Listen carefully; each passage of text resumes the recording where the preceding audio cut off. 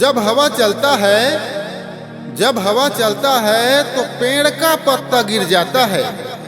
जब हवा चलता है तो पेड़ का पत्ता गिर जाता है। जब घर से निकलता है सतनामी, जब घर से निकलता है सतनामी, तो दुश्मन का पसीना छूट जाता है, तो दुश्मन का पसीना छूट जाता है।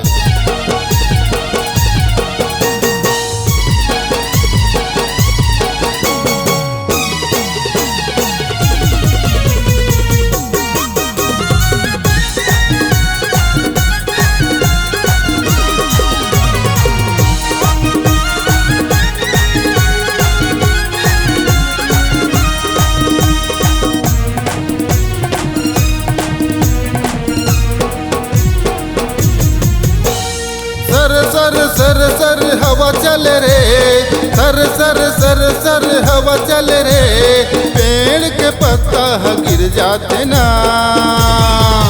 जब घर से निकलते सतनामी, दुश्मन के पसीना छूट जाते रे।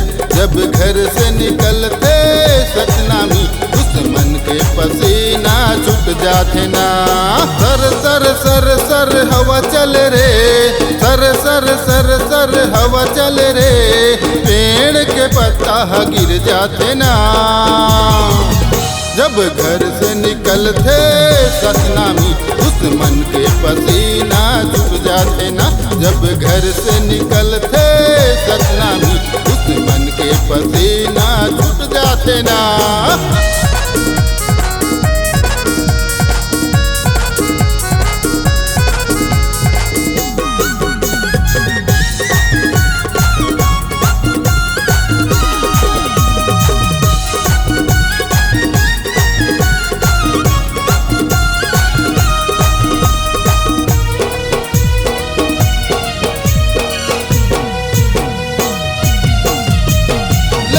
तलवार जब निकले सतनामी, दुश्मन देख के कहे आगे सुनामी।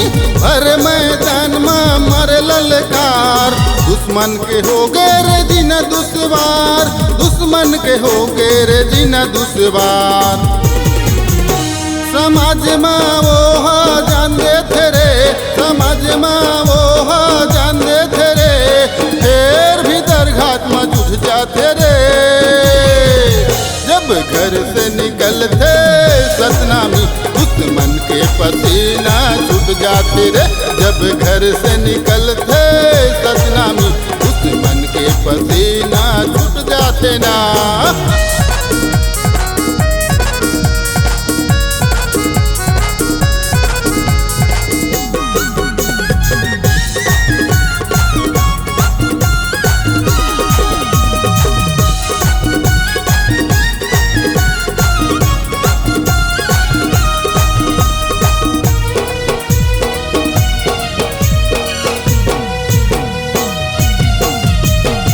के विरोध जब करे सतनामी, दुश्मन बैरी मन करे बदनामी।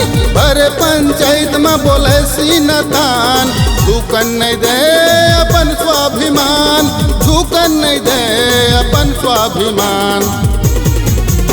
समाज में वो जान देते रे, समाज में वो जान देते रे, फिर भी दरघाट में जुट जाते रे। जब घर ले निकलते सतनामी, दुश्मन के पसीना छूट जाते रे। जब घर ले निकलते सतनामी, दुश्मन के पसीना छूट जाते ना।